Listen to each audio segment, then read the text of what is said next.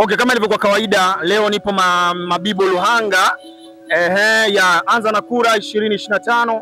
Utaratibu ni ule ule, kuambia Watanzania wajitokeze kwenye uchaguzi mkuu wa kuchagua madiwani wa bunge na rais kwa mwaka huu. Nipo na brother rafiki yangu, nimemkuta kwenye kazi hapa, yuko busy sana. Brother, mambo vipi? Poa kabisa. Kwa samani, majina yako? Mimi naitwa Yona Athumani Madafa. Yona Athumani Madafa. Bwana, unafahamu nini kuhusu uchaguzi mkuu wa 2025 wa Tanzania? Mimi ninachofahamu uchaguzi ni uchaguzi huru. Uchaguzi huru. Ni huru kabisa. Sawa.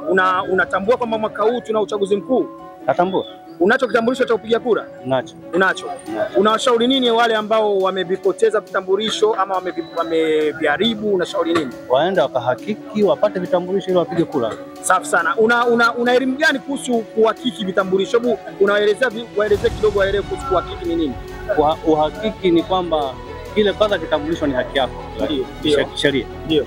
Lazima uwe nacho kama Mtanzania. Sasa kitambulisho kinakutambulisha kwamba ni Mtanzania. Ndio. Moja. Mbili ni kwamba hata utakapokuwa unakwenda kupiga kura utakuwa hubughudhiwi, sababu kupiga kura ni haki yako kimsingi. Sasa kwa Mtanzania kama Mtanzania. Ndio.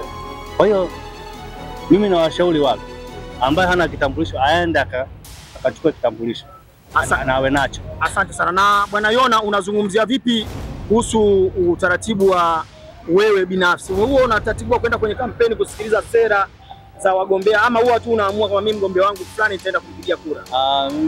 Mimi huwa ni kawaida, kama nikisikia kuna kampeni huwa naenda.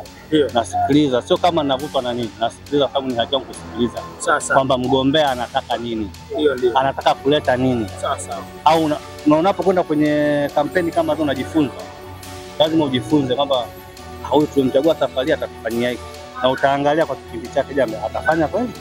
Kwa hiyo uchaguzi ni haki ya kila Mtanzania, lazima watu waende wakachague. Asante Yona, umenipa elimu kubwa sana kuhusu kujiandikisha kwenye daftari na kuhakiki taarifa za wapiga kura, lakini pia umenipa umuhimu wa kuweza kushiriki kwenye kampeni. Unazungumzia vipi sasa siku zoezi lenyewe la upigaji kura? Siku la upigaji kura? Yaani unawashauri nini? Kwa sababu unaonekana una uzoefu na hivyo vitu. Siku upigaji kura watu natakiwa waende wakiwa kwanza wakiwa wanahoka kwamba amani ipo. Ndio. Kuna ugomvi, hakuna fujo. Nenda kapige kura, ukimaliza kupiga kura rudi nyumbani, kapumzika na familia yako. Kama una kazi, nenda kafanya kazi kwa kujiingizia kipato ili familia yako iende mbele. Asante Yona. Yona, wewe mwenyeji wapi? Mimi ni Mpare. Mpare. Hebu kuna watu gani wawili tu ambao unatamani uwasalimie na uwakumbushe kuhusu zoezi la upigaji kura? Watu wawili? Watu wawili tu. Kuna ndugu zangu. Ndio, majina yao? Na kaka yangu anaitwa Abasi Madafa. Ndio. Namshauri na yeye kule alipo yuko Morogoro aende akapige kura. Sawa. Mwingine na rafiki yangu anaitwa Julius. Ndio. Na namshauri aende akapige kura.